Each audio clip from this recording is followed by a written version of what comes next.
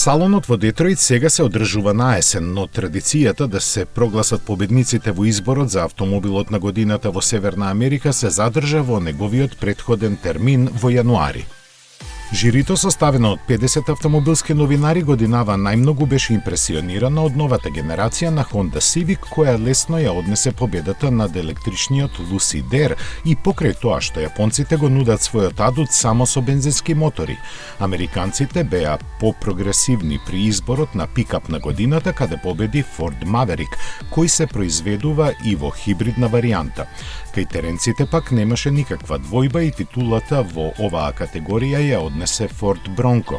Во годинешниот избор за овие три титули беа номинирани 36 нови модели, кои во две фази на елиминација беа сведени на 9 финалисти, по 3 во секоја категорија. Интересно е што лански победници беа Hyundai Elantra, Ford F-150 и електричниот Mustang Mach-E.